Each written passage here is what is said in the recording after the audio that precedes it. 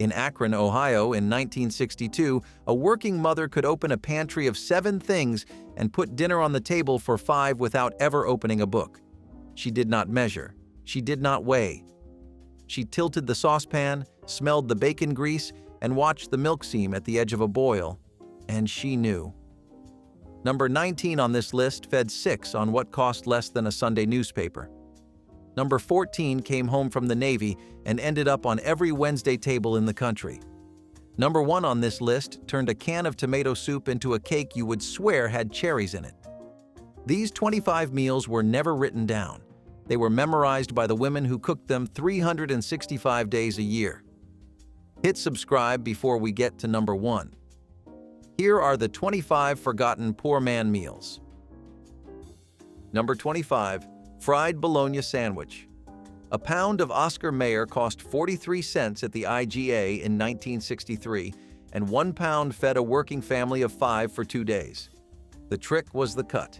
You slit the rim of each slice in 4 places with the tip of a paring knife so the bologna would not curl into a bowl in the skillet. Your mother fried it in a 1/4 inch of bacon grease until the edges blistered brown and the center puffed up like a cushion. 2 slices on white bread with mustard and a leaf of iceberg, and that was supper. The sandwich was Indiana lunch pail food, Pittsburgh shift change food, and after-school food across every working-class kitchen in the Midwest. What most people miss about a fried bologna sandwich is that it was the dignified version of nothing. It said you had bread, you had grease, you had meat, and you had a hot stove. And mothers made it for husbands coming home from the 3rd shift at 4 in the morning with the radio on low so the children would not wake. It tasted like the pay envelope had finally cleared. Number 24. Hash brown casserole. A bag of frozen O'Brien hash browns hit the Kroger freezer case in 1965 for 59 cents, and within a year, every Methodist potluck in Ohio had a Pyrex of it on the back of a folding table. You dump the bag into a buttered 9x13, stirred in a can of cream of mushroom, a cup of sour cream, 2 cups of grated cheddar, and a stick of butter melted over the top. The crown was a sleeve of crushed cornflakes browned in the oven until the kitchen smelled like a diner at 6 in the morning. Nobody measured anything. The cans were the measure. It came out of the oven golden and heavy as a brick. 1 pan fed 8. Any woman who brought it to a funeral knew the dish would come back washed, stacked, and a thank you note tucked inside the lid. Nobody ever asked her for the recipe because everybody already knew it. Number 23. American goulash. The thing about goulash in 1964 was that it had nothing to do with Hungary. A pound of ground chuck went into a Dutch oven with a chopped onion, a can of stewed tomatoes, a can of tomato sauce, a tablespoon of paprika your mother had bought in 1957, and 3 cups of dry elbow macaroni straight from the box. Water to cover, lid on. 25 minutes on a low flame and supper was done. The macaroni soaked up everything. The grease married the tomato.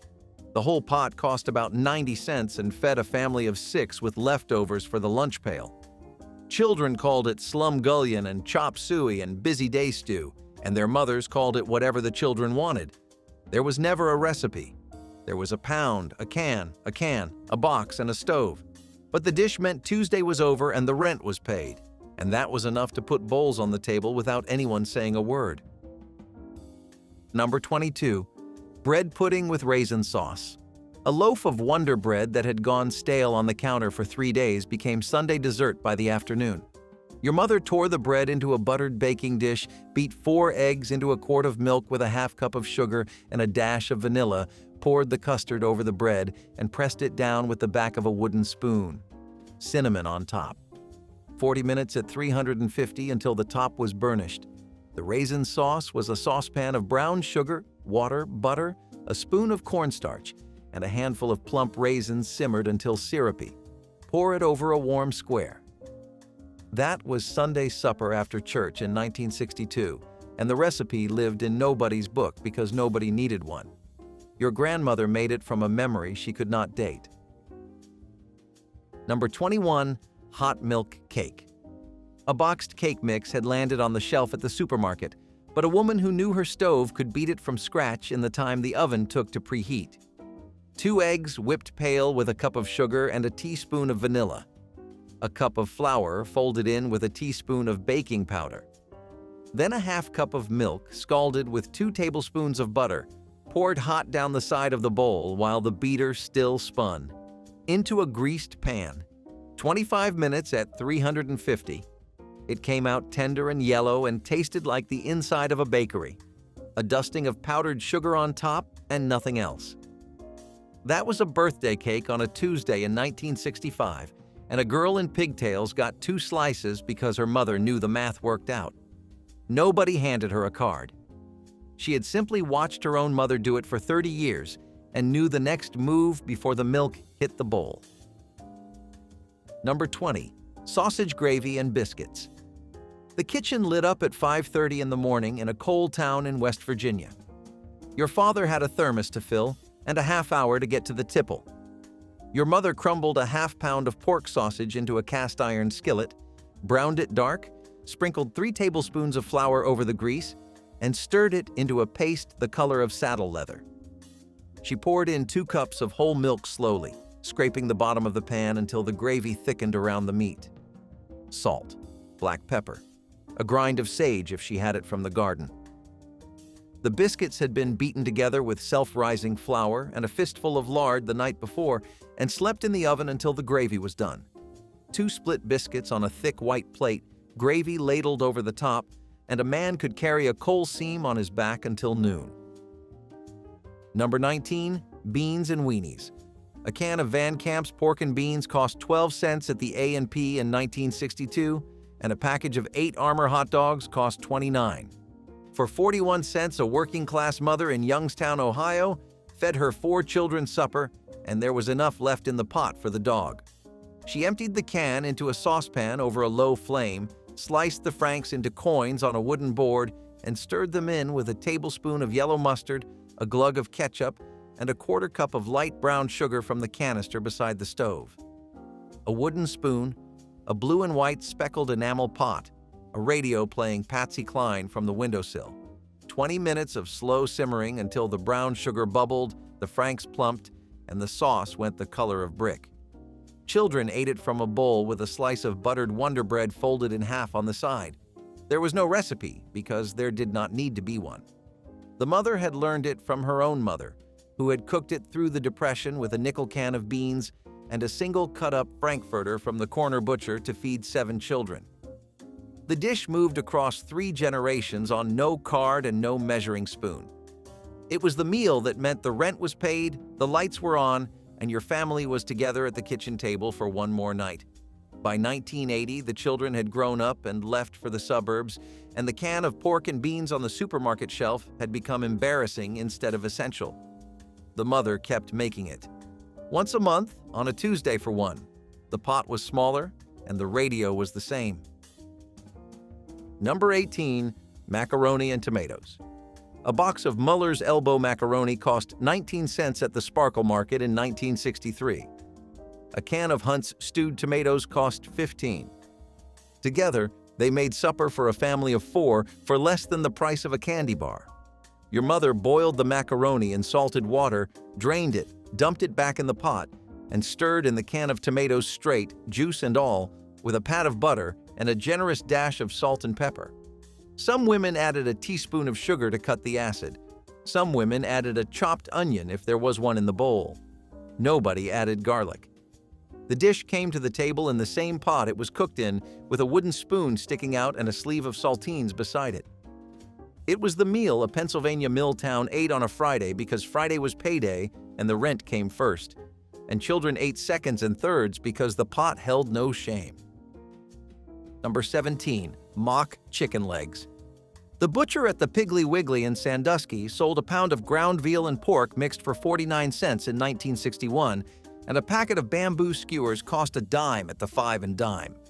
Your mother mashed the ground meat with a beaten egg, salt, pepper, a fistful of cracker crumbs, and a pinch of poultry seasoning until it held together. She formed it around a skewer in the shape of a small drumstick, rolled the whole thing in flour, dipped it in egg wash, and pressed it into more cracker crumbs. 6 legs to a sheet pan, a spoonful of butter on top. 40 minutes at 375. Out came a tray of golden cutlets dressed up like chicken, but cheaper, served with mashed potatoes and a spoon of pan gravy. Children believed they were eating chicken. The simple trick worked for 2 whole decades. But by 1985, the butcher had stopped grinding the veal, and the mock leg disappeared from American supper for good. Number 16. Wilted lettuce salad with bacon dressing. A head of leaf lettuce out of the Indiana garden in June got ripped into a wide ceramic bowl with a sliced green onion and a sprinkle of salt. Your mother fried 4 strips of bacon in a black skillet until they shattered when she squeezed them. She crumbled the bacon over the lettuce and held the skillet over the bowl. Then she poured a 1/4 cup of cider vinegar and 2 tablespoons of sugar into the hot grease and stirred it until it bubbled. The whole pan, fat and all, went over the lettuce in one slow stream. The leaves wilted on contact, soft and warm and salty. A boiled egg sliced over the top, a few cracks of pepper. 10 cents in lettuce, 15 in bacon, and a Wednesday supper landed on the porcelain enamel table beside a plate of cornbread. Number 15. Cabbage rolls. In a Polish neighborhood on the south side of Chicago in 1962, a Tuesday smelled like simmered cabbage from one end of Pulaski Road to the other.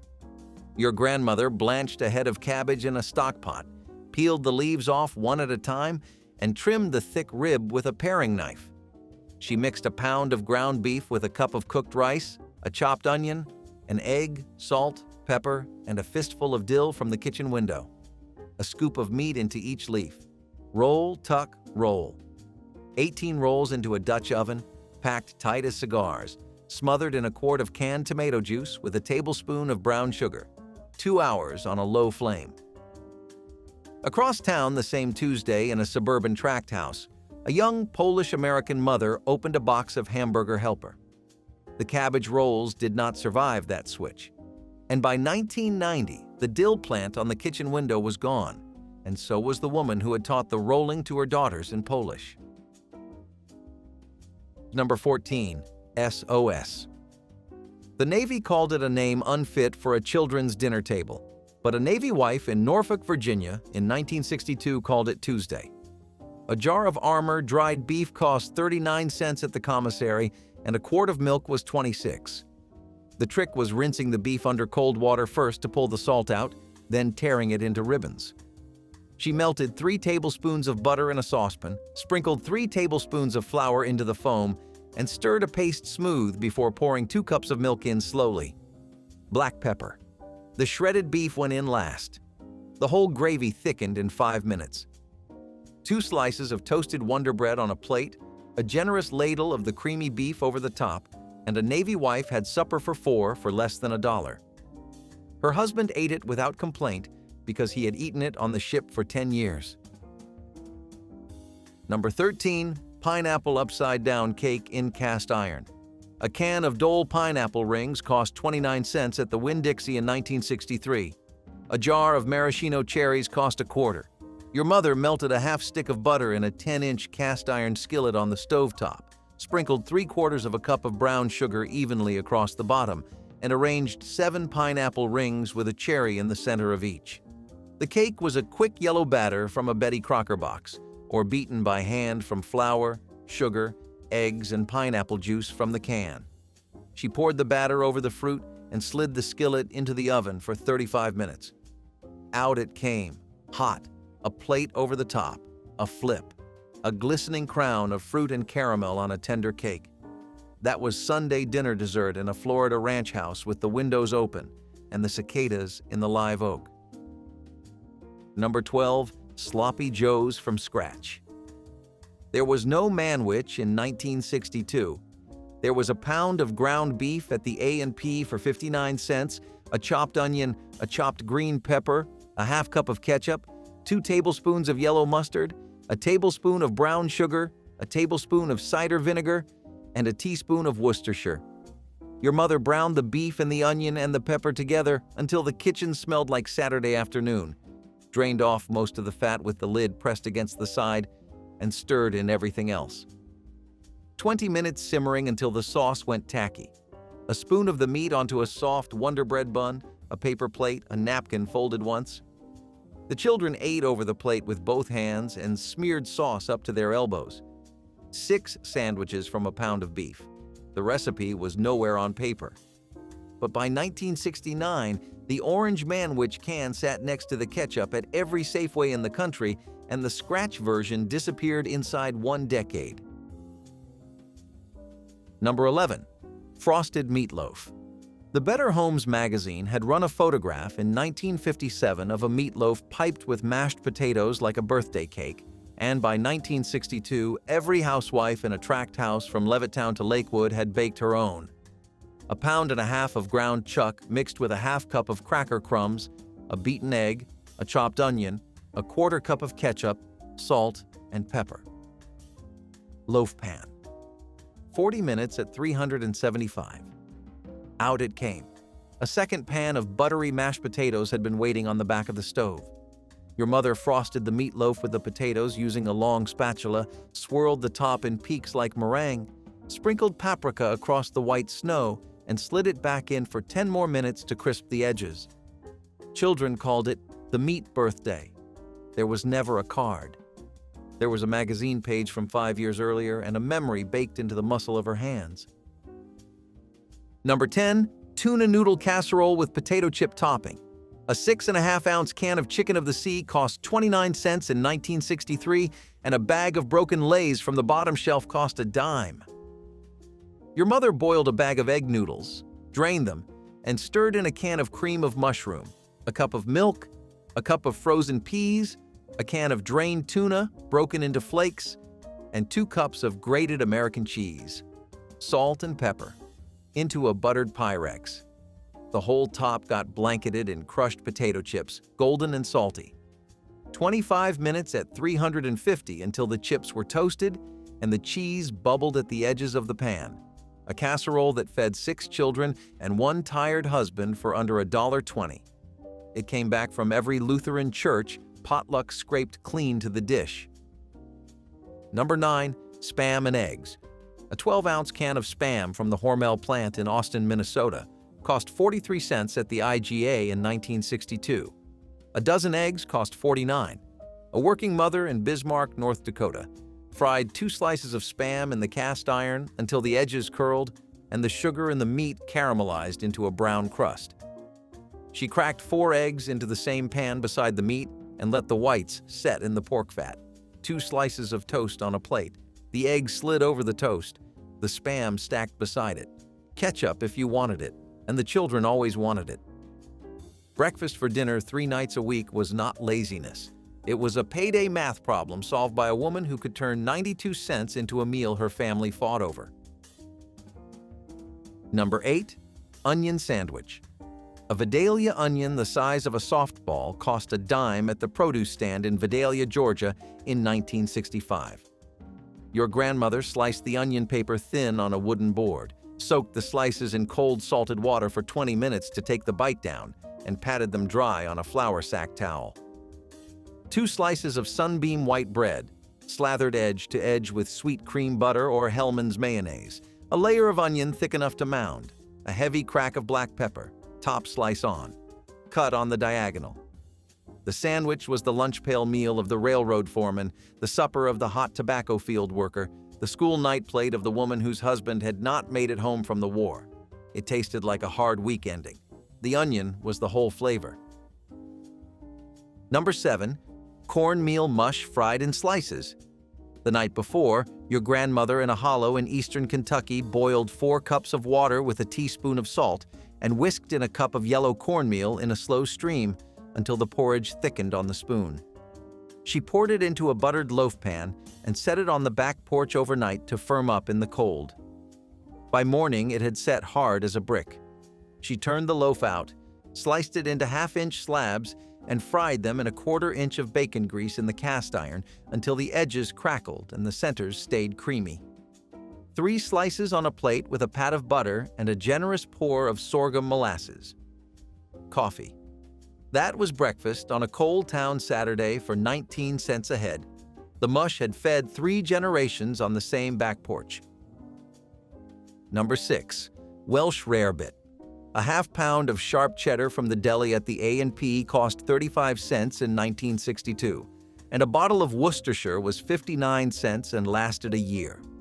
Your mother melted 2 tablespoons of butter in a small saucepan, whisked in 2 tablespoons of flour, and poured in a cup of evaporated milk a little at a time until the sauce thickened. Then, a teaspoon of dry mustard, a dash of Worcestershire, a quarter teaspoon of cayenne, and 3/4 of a pound of cubed cheddar dropped in by handfuls until the whole pan was molten and glossy. Toast on the broiler, the cheese sauce ladled over each slice. Back under the broiler for 2 minutes until the top blistered brown. The dish came over with English servants in the 1800s and got cheap and casual on American tables by the 1960s. By 1985, it had vanished from the supper table. Number 5. Salmon patties. A 15.5-ounce can of pink salmon from the Yukon cost 49 cents at the Safeway in 1963. Your mother drained the can, picked out the spine bone with her fingers, and crumbled the rest into a mixing bowl. A beaten egg, half a cup of crushed saltine crackers, a chopped white onion, a teaspoon of dill if she had it from the garden, salt and pepper. She formed 6 patties the size of a man's palm and fried them in a half-inch of vegetable oil in the cast iron until the edges were the color of acorns. 3 minutes aside. They drained on a folded brown paper grocery bag from the Piggly Wiggly. A wedge of lemon, a spoon of homemade tartar from mayonnaise and pickle relish. 5 patties fed 6, and the leftover went into a sandwich for the husband's lunch pail. Number 4. Liver and onions.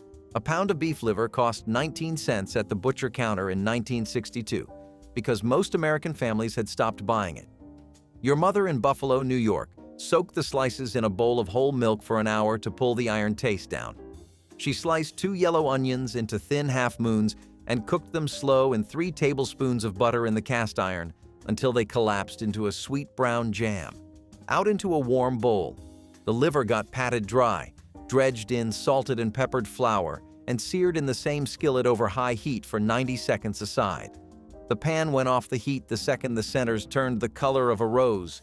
Onions piled on top, a wedge of bacon on the side. That was Thursday supper for the second shift in 1962, and the iron in the meat kept the men healthy on long shifts at the steel mill. The part you do not hear anymore is that liver was once a child's favorite, before the grocery aisle decided it was peasant food. Number 3. Mock apple pie. The recipe was printed on the side of every yellow Nabisco Ritz crackers box from 1934 to the late 1980s, and a working mother in Akron, Ohio, in the dead of January had made it from memory since the war. Apples were 18 cents a pound and out of season. A sleeve of Ritz crackers cost a dime. She broke 36 crackers into a deep pie pan lined with a Crisco crust. A saucepan on the stove with 2 cups of water, 2 cups of sugar, 2 teaspoons of cream of tartar, the zest of 1 lemon, and the juice simmered until the syrup turned light amber. Pour over the crackers, cinnamon, dot with butter, top crust on. 40 minutes at 425. The pie came out smelling of orchard. Nobody who tasted a slice cold the next morning could swear it was not apples. The cracker did the impossible. Number 2. Hamburger gravy on toast. The husband who worked at the Buick plant in Flint, Michigan in 1963 came home at 6:15 smelling like cutting fluid, and his wife had a half pound of ground chuck thawed on the counter beside the stove. She crumbled it into the cast iron with a 1/4 cup of chopped onion and browned it in its own grease until the bits caramelized to the bottom of the pan. 3 tablespoons of flour over the top. Stir. 2 cups of whole milk in a slow stream while she scraped the bottom for the brown bits. Salt, pepper, a dash of kitchen bouquet for the color. 5 minutes until the gravy went thick and silky around the meat. 2 slices of buttered toast on a thick white plate. Gravy ladled across both. He ate it under a kitchen light bulb, still wearing his work shirt. The plate was clean in 9 minutes. Number 1. Tomato soup cake. The recipe had been on the back of every red and white can of Campbell's tomato soup since 1934, and by 1962 it was the surprise dessert at every Methodist church social from Maine to Idaho. A working mother in Cedar Rapids, Iowa, sifted 2 cups of flour with 1.5 cups of sugar, 2 teaspoons of baking powder, a teaspoon of baking soda, a teaspoon of cinnamon, and a half teaspoon of cloves into a bowl. She cut in a half cup of shortening and a beaten egg with 2 forks. Then she stirred in 1 10 3/4 ounce can of condensed Campbell's tomato soup, straight from the can. A cup of raisins and a cup of chopped walnuts folded in last. Loaf pan, greased and floured. 50 minutes at 350. The cake came out moist, spiced, and the deep red of brick. Cream cheese frosting on top. Nobody who ate a slice could ever guess. The soup did the lift. And the woman who served it at the church basement social in 1962 never told a soul what was in it. Fried cornmeal mush was a breakfast Housewives made from the simplest ingredients, cooking cornmeal in water until thick, then chilling it overnight before slicing and frying. The mush was poured into a loaf pan after cooking, where it set into a firm block that could be sliced the next morning. Each slice was fried in butter or bacon drippings until golden and crispy on both sides, the exterior crackling while the inside stayed soft. Housewives served it with maple syrup or alongside eggs and bacon for a hearty morning meal. The technique required no recipe because the proportions were simple, and the method was learned by watching. Cornmeal was cheap and filling, making this dish a budget-friendly way to feed hungry families before school. Children loved the contrast between crispy edges and tender centers. This dish stretched back generations, connecting 50s families to grandparents who survived harder times. Fried cornmeal mush has nearly vanished from modern breakfast tables. Fruitcake, soaked in whatever spirits the family could spare, became the Christmas tradition that proved celebration didn't require wealth or expensive fancy ingredients from city stores. Grandmothers saved dried fruits all year long. Raisins purchased cheap in bulk. Citrus peel carefully dried on sunny windowsills. Apple rings preserved from autumn harvests and stored carefully in the root cellar through the long, cold winter months.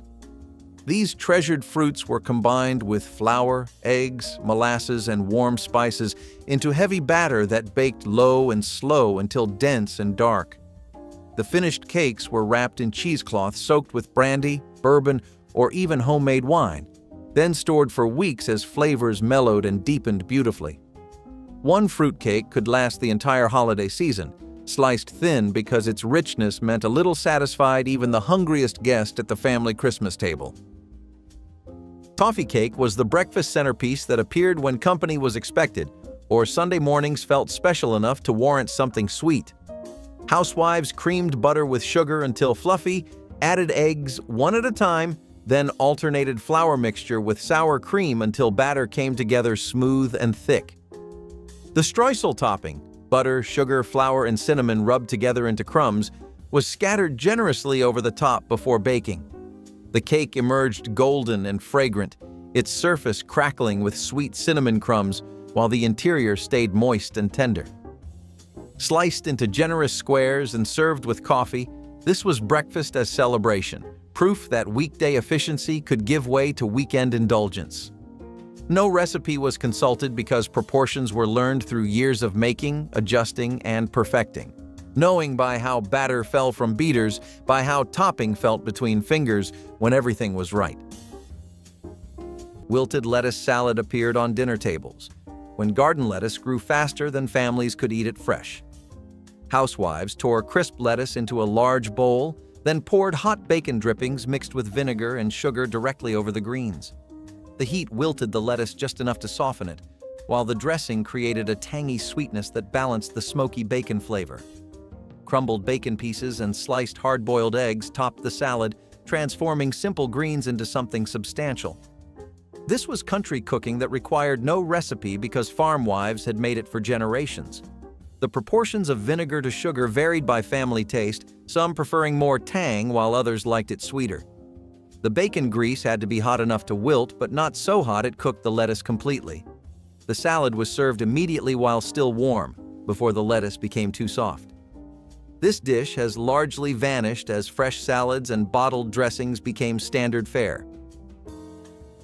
Gingerbread men marched out of ovens across America, their spiced fragrance announcing the holidays had begun even when times were desperately tight and presents scarce. The dough combined flour, molasses, ginger, cinnamon, and cloves, ingredients that were affordable and kept well in pantries throughout the year without spoiling. Grandmothers rolled the dough between sheets of waxed paper to prevent sticking without using precious flour for dusting, then cut shapes that children decorated with raisin eyes and simple icing made from powdered sugar mixed with water.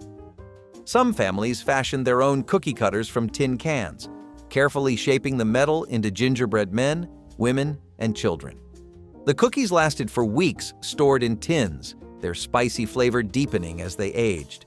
Hung on trees or arranged on holiday plates, gingerbread men became edible ornaments that children were finally allowed to eat on Christmas Day itself. Fried mush was yesterday's cornmeal porridge transformed into this morning's crispy breakfast through the simple alchemy of a hot skillet and patience. Leftover cornmeal mush was poured into loaf pans the night before, chilled until firm enough to slice into thick rectangles that held their shape. In the morning, housewives heated bacon drippings or butter until shimmering, then laid the cold slices into the fat where they sizzled and popped. Each piece was fried until the exterior turned golden brown and crackling, while the inside stayed soft and creamy. Served with maple syrup, sorghum, or molasses drizzled over the top, fried mush delivered both crunch and comfort in every bite. The dish wasted nothing. Porridge that might otherwise grow stale found new purpose. Children gathered at the table eager for these crispy rectangles that felt like a treat despite costing almost nothing to make. Housewives needed no recipe because the technique was pure intuition, knowing by sound and smell when each side was properly browned. Wacky cake was a chocolate cake housewives made during the war years and kept making through the 50s because it required no eggs, butter, or milk. The recipe was mixed directly in the baking pan, creating 3 wells in the dry ingredients where vinegar, vanilla, and oil were poured before water was added. The chemical reaction between vinegar and baking soda made the cake rise without eggs, producing a tender crumb. Housewives memorized the proportions because the recipe was so simple and the results so reliable. The cake was moist and chocolatey, perfect for school lunches or weeknight desserts when fancier cakes seemed like too much work. Some called it crazy cake, but every version used the same basic technique of mixing in the pan. Children never knew they were eating a Depression-era survival recipe because it tasted just as good as any layer cake. Wacky cake represented ingenuity, proving that limitations could produce something genuinely delicious. This clever cake has faded from memory.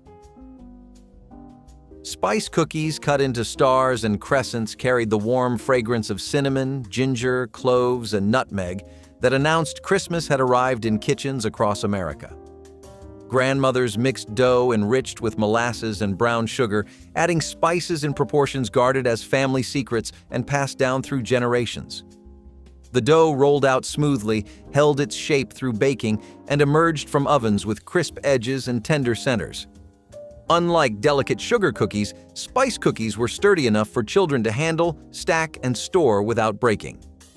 They improved over time as spices mellowed into the butter and flour, making them perfect for baking early in December. Arranged on platters or packed into tins for gift-giving, the cookies represented both tradition and practicality. The spices themselves were affordable when purchased in bulk from general stores, their intense flavors meaning a little went far in every batch. Oatmeal with cream and brown sugar was the breakfast that got children and husbands through cold mornings when the furnace took time to warm the house. Housewives stood at stoves, stirring oats into boiling water, knowing by texture alone when the porridge reached proper consistency. Not too thick, not too thin, but perfectly creamy. Heavy cream was poured over each bowl, pooling in white rivers around the edges while brown sugar was spooned generously on top, melting into sweet patches that children stirred through or saved for last bites. Some housewives added raisins during cooking, others served with butter instead of cream, but the basic formula remained constant across millions of kitchens. The dish required no recipe because ratios lived in muscle memory: a handful of oats per person, water twice the volume, salt measured by pinch. Oatmeal was breakfast democracy, affordable enough for any household yet satisfying enough for the hardest working families. Rice pudding was a dessert housewives made by combining leftover rice with milk, sugar, and eggs, then baking until set and creamy. The dish used rice that would otherwise sit in the icebox until it spoiled, transforming it into something sweet that children begged for. Housewives added cinnamon, nutmeg, and raisins by instinct, knowing the flavor profiles their families preferred. Some made it stovetop, stirring constantly until thick, while others preferred the oven method that required less attention. The pudding could be served warm or cold, making it versatile for different occasions. Leftover rice from weeknight dinners found new purpose in this economical dessert that tasted rich despite costing almost nothing extra. The technique passed through families without recipes because proportions adjusted based on how much rice was available. Housewives judged doneness by jiggling the pan and knowing when the center was set but still creamy. Rice pudding appeared at potlucks and family dinners throughout the 50s. Hard candy drops in every color of the rainbow-filled glass jars and candy dishes throughout the holiday season, each piece a jewel of concentrated sweetness. Grandmothers boiled sugar and water to the hard crack stage, then divided the syrup into portions tinted with food coloring and flavored with whatever extracts the pantry held: peppermint, lemon, cinnamon, or clove. The hot syrup was dropped onto greased marble slabs or cookie sheets, forming glossy rounds that hardened as they cooled. Children sorted the candies by color, trading favorites with siblings and cousins while the drops clicked against their teeth. Making hard candy required courage and precision. The molten sugar could burn badly, and timing determined whether candies turned out crystal clear or cloudy.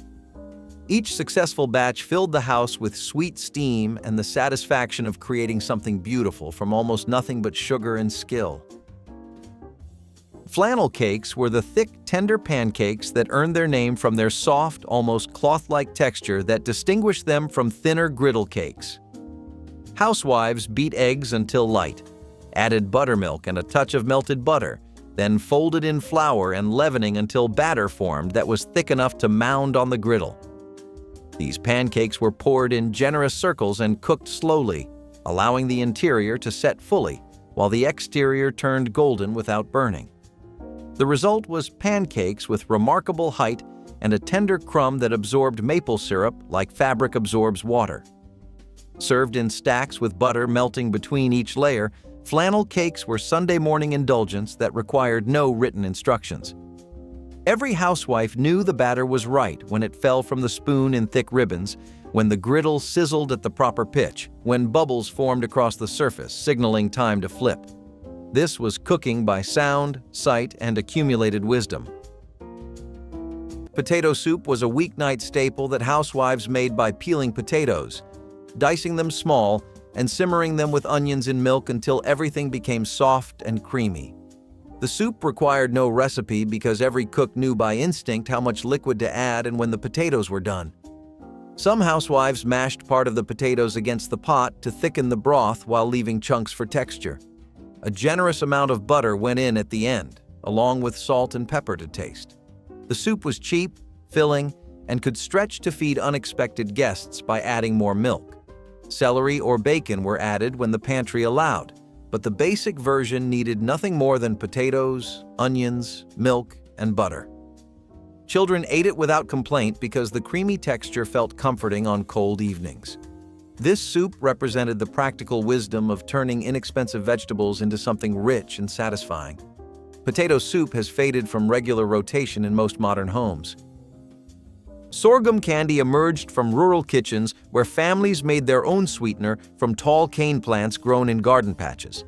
The thick amber syrup was boiled until it reached the proper stage, then poured onto buttered plates and pulled like taffy until it lightened in color and turned glossy.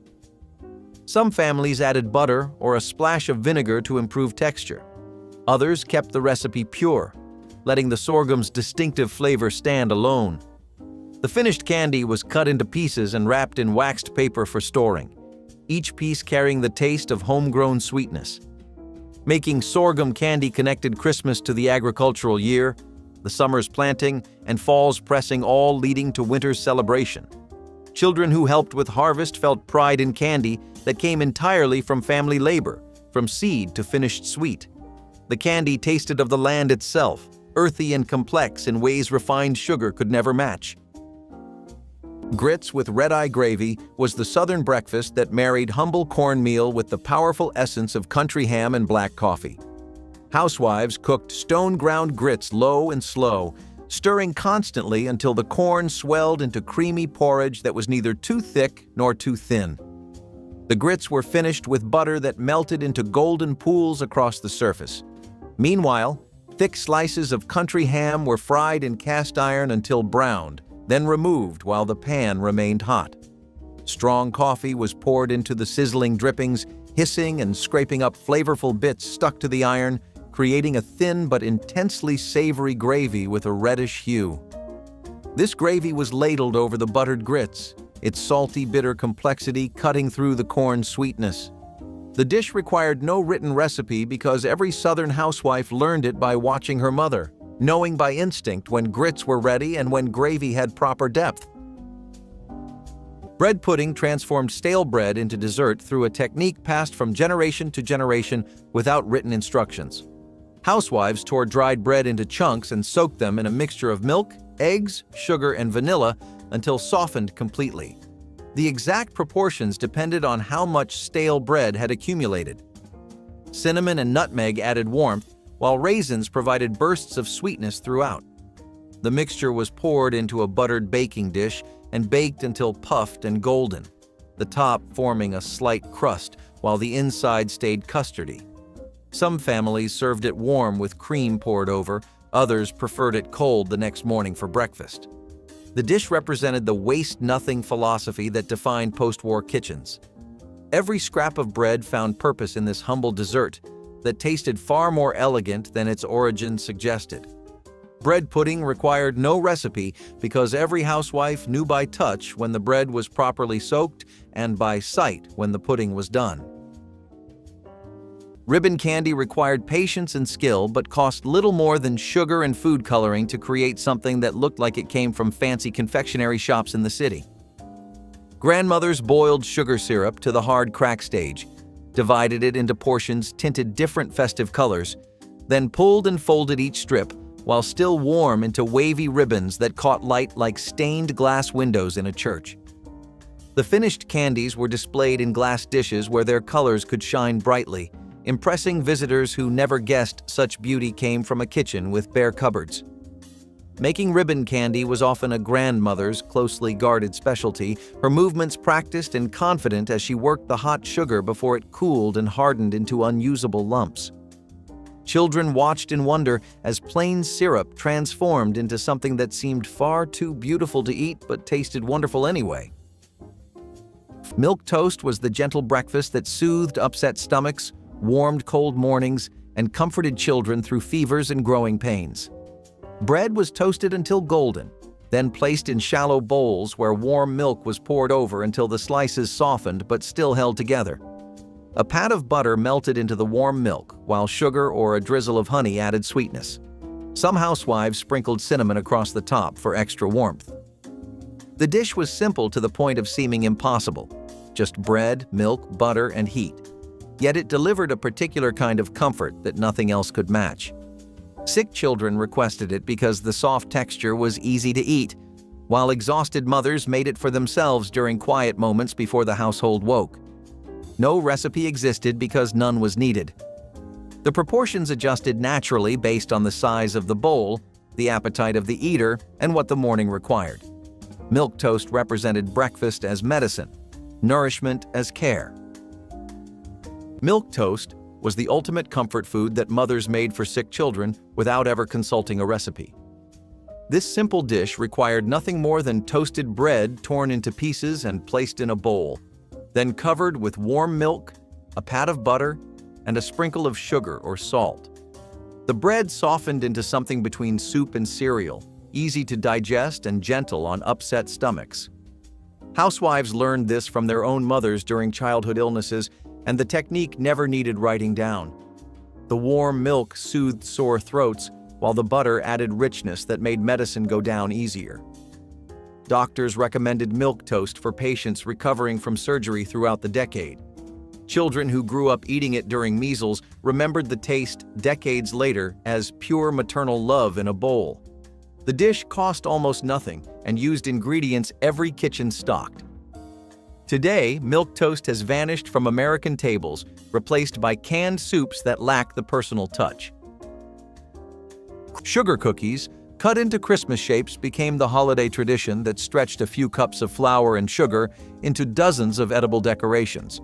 Grandmothers rolled dough thin to make supplies last longer, then pressed cookie cutters into stars, bells, trees, and angels that children decorated with whatever was available. Sometimes colored sugar, sometimes just a fork's tine pattern pressed into the surface. The cookies were sturdy enough to hang on tree branches with ribbon loops, transforming the Christmas tree into an edible wonderland that children could raid throughout the season. Baking Day became a community event, with neighbors sharing cutters and ovens when fuel was expensive. Each family had their secret for making cookies tender, despite using less butter than fancy recipes required. Some added a splash of vinegar, others a spoonful of sour cream saved from the week's cooking. Johnny cakes were the cornmeal pancakes that connected 1950s breakfast tables to colonial American kitchens through an unbroken chain of women who never wrote down measurements. Housewives mixed cornmeal with salt, sometimes adding a touch of sugar, then stirred in just enough boiling water or milk to create batter that held together without being stiff. Spoonfuls were dropped onto greased griddles, pressed flat, and cooked until edges browned and surfaces dried enough to flip. The cakes emerged crispy outside, dense and corny inside, nothing like the fluffy wheat pancakes that would later dominate American breakfasts. Served with butter and maple syrup or alongside bacon and eggs, Johnny cakes provided substantial fuel that lasted through morning labors. The recipe existed nowhere on paper because it lived entirely in practice, knowing by sight when batter was right, by sound when griddles were hot enough, by smell when cakes were done. Cubed steak with gravy was a weeknight dinner that housewives made by pounding cheap cuts of beef until tender, then frying them and smothering them in homemade gravy. The meat was seasoned with salt and pepper, dredged in flour, and browned in hot fat until a crust formed on both sides. The steaks were removed while the gravy was made in the same pan, using flour and milk stirred into the drippings until thick. Everything went back together, the steaks simmering in gravy until the meat was fork tender. This dish turned tough, inexpensive meat into something that felt almost luxurious. Housewives knew by sight when the gravy was thick enough and by touch when the meat was tender. The technique required no written instructions because mothers stood beside daughters at the stove, teaching the feel of proper gravy consistency. Served over mashed potatoes or egg noodles, cubed steak stretched the grocery budget while satisfying appetites. This practical dish has largely disappeared. Vinegar candy emerged as a Depression-era miracle that proved sweetness could come from almost nothing at all. When families couldn't afford fancy ingredients, grandmothers discovered that sugar, butter, and plain white vinegar could be boiled together into hard candy that shattered between teeth with surprising brightness. The vinegar provided a tangy note that cut through the sweetness, creating something that tasted far more sophisticated than its humble origins suggested. Poured into buttered pans and scored while still warm, the candy broke into jagged shards that filled candy dishes throughout the holidays. Children sucked on pieces slowly, making each one last because they knew how precious even simple sweets were during lean times. The recipe required no special equipment, just a heavy pot, a candy thermometer if you were lucky, or practiced eyes that could judge the soft crack stage by how the syrup dripped from a wooden spoon. Creamed eggs on toast was the weekday salvation that appeared on breakfast tables when time was short and pantries were lean. Housewives would melt butter in a skillet, whisk in flour until smooth, then slowly add milk while stirring constantly until a silky white sauce formed. Hard-boiled eggs were chopped roughly and folded into this creamy base, seasoned with salt, pepper, and sometimes a dash of paprika for color. The mixture was spooned generously over slices of toasted bread, creating a breakfast that was filling without being fancy. Children loved the mild flavor, while husbands appreciated something warm before heading to work.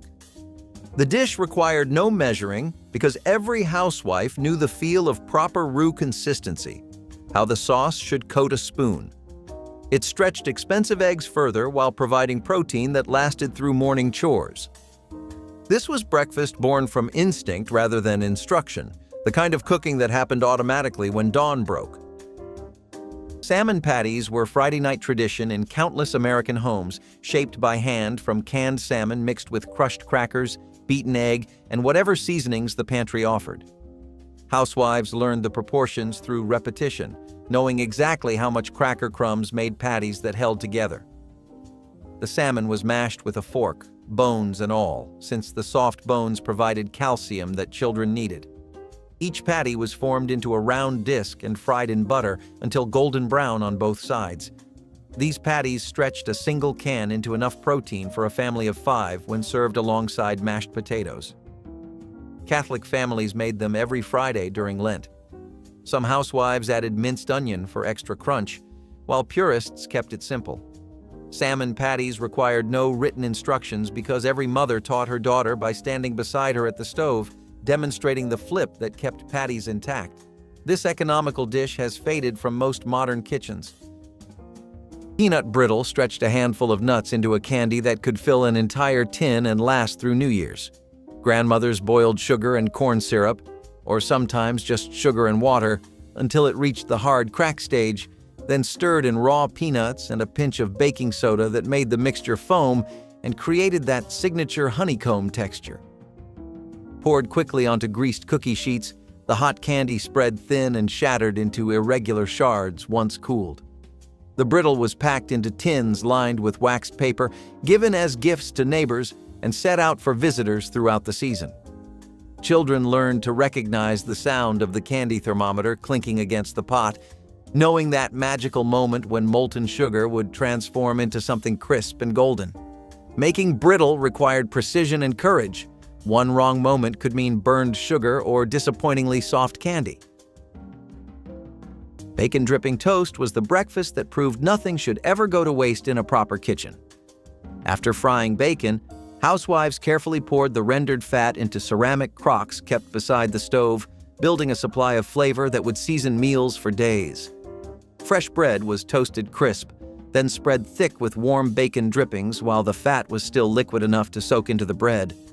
The result was savory, rich, and deeply satisfying. Toast that tasted like bacon without requiring additional strips. Salt was sometimes sprinkled on top, though the drippings often carried enough seasoning on their own. Children ate these slices with gusto, unaware they were consuming what thriftier times demanded. The technique required no measurement because housewives spread drippings the same way they spread butter, by feel, by appetite, by what the morning called for. This breakfast has vanished partly from changing health concerns and partly because few kitchens still maintain dripping crocks. Tomato soup cake was a chocolate-colored spice cake that housewives made using a can of condensed tomato soup as the secret ingredient. The soup added moisture and tanginess that made the cake incredibly tender without anyone guessing what was inside. Housewives mixed the soup with flour, sugar, baking soda, and spices like cinnamon, cloves, and nutmeg, creating a batter that baked into something rich. Raisins or chopped nuts were folded in when available. The cake was often topped with cream cheese frosting, though many families ate it plain or dusted with powdered sugar. This recipe spread through communities during the Depression and remained popular through the 50s. Children never suspected tomato soup was involved. They just knew the cake was delicious. The technique required no precise measurements because housewives adjusted the spices to family preference. Tomato soup cake represented the ingenuity of making something special from ordinary ingredients. This clever cake has largely disappeared. Divinity candy looked like clouds fallen from heaven and tasted like pure Christmas magic, despite being made from little more than sugar, corn syrup, and egg whites. Grandmothers boiled the syrup to precise temperature while beating egg whites to stiff peaks, then carefully folded the hot syrup into the whites until the mixture turned glossy and thick enough to hold its shape. Dropped by spoonfuls onto waxed paper, each piece was topped with a pecan half if the family could afford nuts that year. The candy was temperamental. Humidity could ruin an entire batch, making successful divinity a point of pride for skilled cooks. Children watched the transformation from liquid to fluffy white mounds with wonder, knowing these ethereal sweets appeared only at Christmas. The candy melted on the tongue with intense sweetness, lighter than air, yet deeply satisfying. Divinity represented kitchen alchemy that turned simple pantry staples into something that seemed impossible, proof that holiday magic required skill rather than money. Fried cornmeal cakes were the quick bread that appeared when biscuits took too long and toast seemed insufficient for the morning ahead. Housewives mixed cornmeal with flour, salt, and enough milk or buttermilk to form thick batter that dropped heavily from spoons. These dollops were fried in hot fat until bottoms browned, then flipped to cook the other side, emerging as rustic rounds with crispy edges and tender centers. The cakes were served hot with butter melting into their surfaces, sometimes with jam or honey, often alongside eggs and bacon. They were faster than biscuits, more substantial than toast, and required absolutely no recipe because every housewife adjusted liquid by feel until batter reached the consistency her mother and grandmother had taught her was correct. These cakes have largely vanished, replaced by frozen convenience foods that offer none of the same satisfaction. Creamed peas on toast was a weeknight staple that housewives assembled in minutes without measuring cups or recipe cards. A can of peas was drained and stirred into a simple white sauce made from butter, flour, and milk, whisked together until thick. The creamy mixture was spooned over slices of toasted bread, creating a meal that satisfied hungry families when the grocery budget ran thin. This dish appeared on tables across America during the early 50s, especially toward the end of the month when paychecks stretched tight. Housewives made the white sauce by feel, knowing exactly when the flour was cooked enough and the milk had thickened properly. The peas added color and sweetness while the toast soaked up every drop. Some mothers added diced hard-boiled eggs when extra protein was needed. The dish represented practical cooking at its finest, turning pantry basics into something that tasted far better than its humble ingredients suggested. Creamed peas on toast has quietly disappeared from family tables. Persimmon pudding turned the wild fruit that grew free on trees throughout the South and Midwest into Christmas dessert that cost nothing but time and knowledge. Families gathered ripe persimmons after the first frost sweetened them, pushing the soft orange flesh through sieves to create smooth pulp that became the pudding's base. Mixed with flour, sugar, eggs, milk, and warm spices, the batter baked into dense, moist pudding with a flavor unlike anything else. Sweet, slightly tannic, and deeply autumnal. The pudding was served warm with hard sauce or simply dusted with powdered sugar, its unusual taste marking it as special occasion food. Children learned to identify persimmon trees and judge ripeness, knowledge passed down through generations of foragers.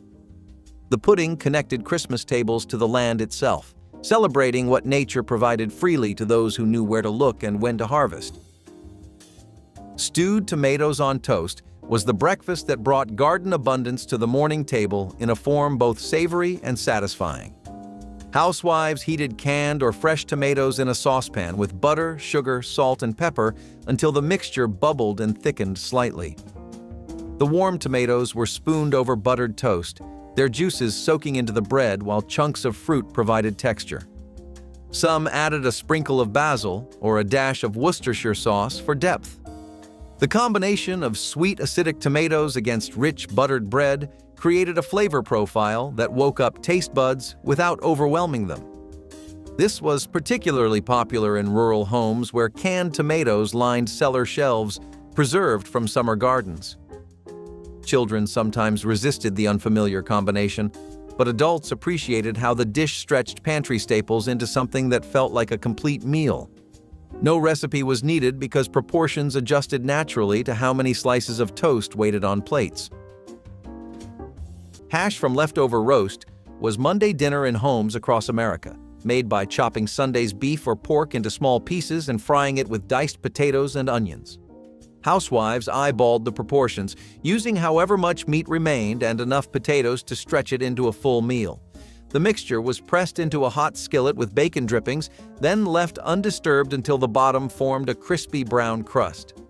The flip required confidence, turning the entire mass to crisp the other side. Some housewives added a fried egg on top, the runny yolk becoming sauce for the hash beneath. Hash represented the practical wisdom of using every scrap of expensive meat rather than letting it spoil. Children grew up eating it without realizing they were eating leftovers since the transformation was complete. This technique required no recipe because the proportions adjusted naturally to whatever remained from Sunday dinner. Hash has largely vanished from modern tables. Date nut bread sliced thin and spread with cream cheese became the sophisticated Christmas treat that proved frugal baking could be elegant. Grandmothers chopped sticky dates and mixed them with boiling water and baking soda, creating a batter that baked into dense, moist loaves studded with walnut pieces.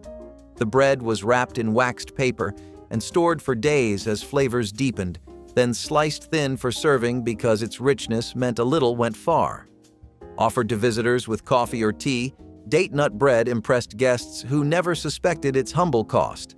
The combination of sweet dates and earthy walnuts created complexity that seemed fancy despite using ingredients that kept well in pantries throughout winter. Children often received slices tucked into lunch pails as special holiday treats, the bread's density making it travel well. Date nut bread represented Christmas hospitality, something special to offer guests that showed care without requiring wealth. Pull a recipe out of nothing this week.